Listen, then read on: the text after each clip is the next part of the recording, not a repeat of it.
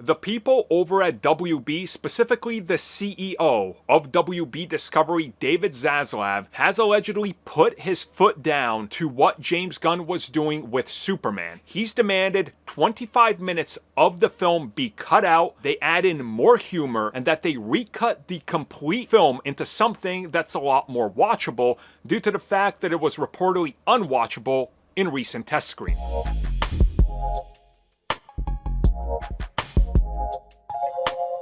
Okay guys, we got a lot to unpack here with multiple reports that we're looking at in this video in regards to everything going on with Superman. So first and foremost, the main thing we're going to tackle right out the gate is of course James Gunn doing Superman. And of course him starting up DC Studios with Peter Safran, working for WB, and ultimately how things have kind of progressed ever since they announced the DCU, right? And it's been kind of all over the place. A lot of projects have fallen off and or are not happening anymore, while others are either moving forward or new ones are taking the former's place, which is weird, but again, it's the business. James Gunn at one point said, we will only announce films when we have complete scripts and or we're confident we're going to make them. We're not announcing films unless we're sure we're making them. Same thing with TV series.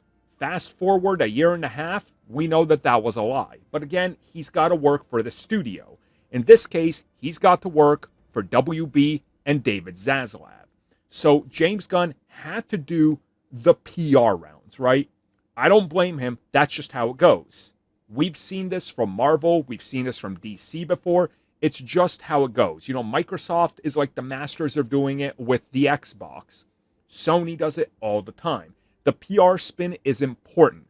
But what we're talking about today is recent test screenings that have happened with Superman and them cutting out 25 minutes of the film per WB's demand.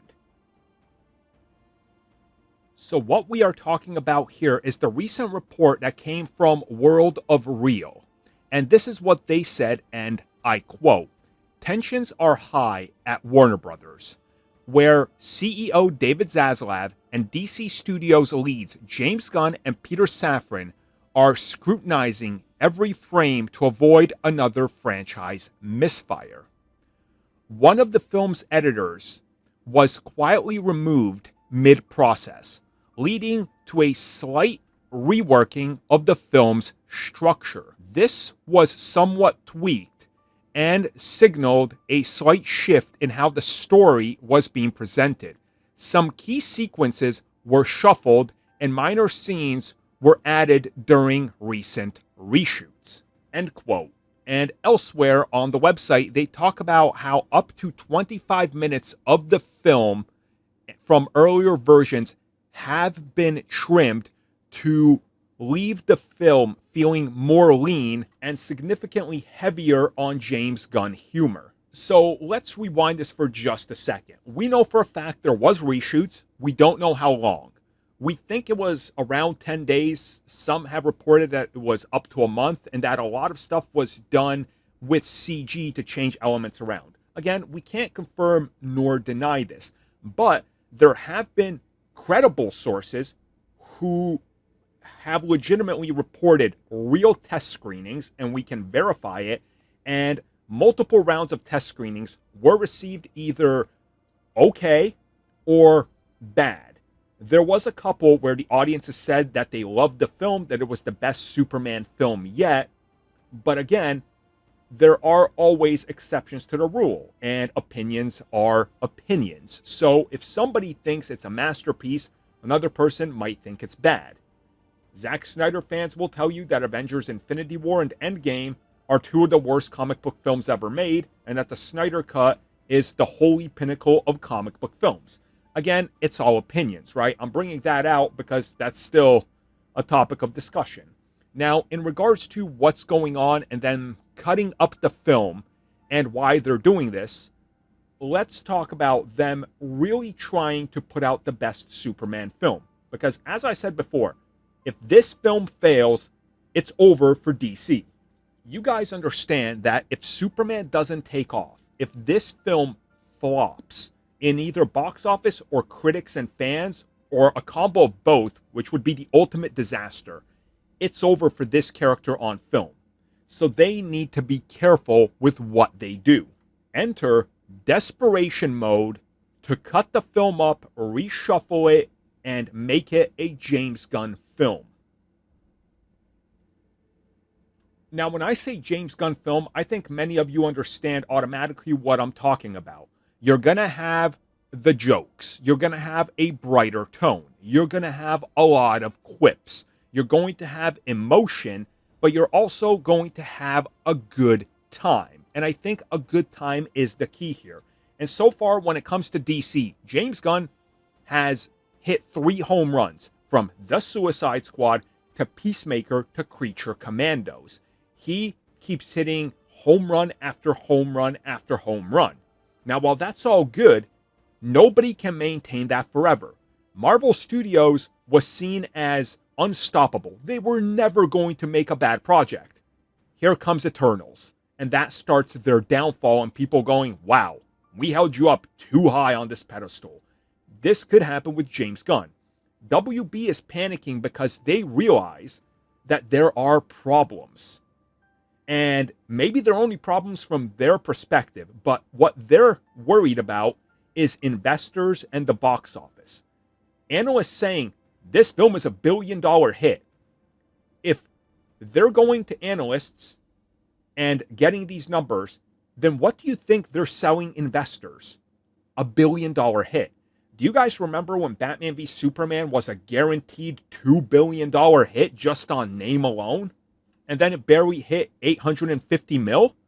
Yeah, it wasn't a guarantee. This is not a guarantee either, as there's a pattern of Superman not delivering at box office. He's never been as big as people think, and that's a problem.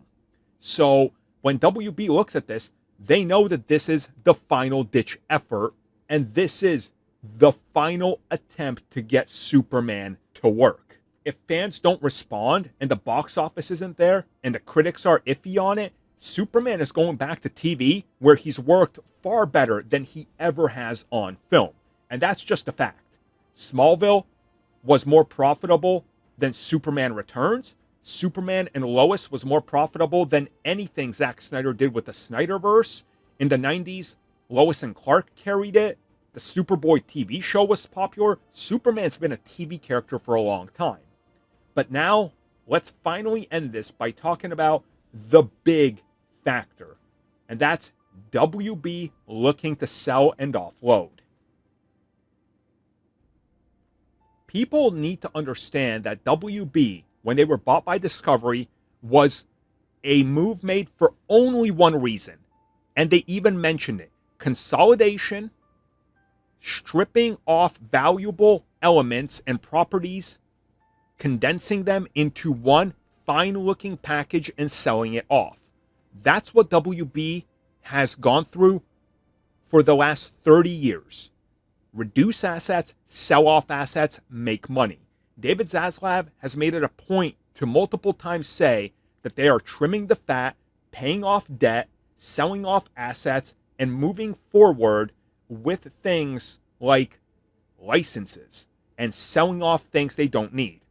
If we get to a possible scenario where this film doesn't succeed and WB knows that it might not, nothing is a guarantee. Guys, when this year began, Captain America was set to be a $700 million guarantee, Thunderbolts $650, Superman $1 billion. Have the other two done it? No, not even close.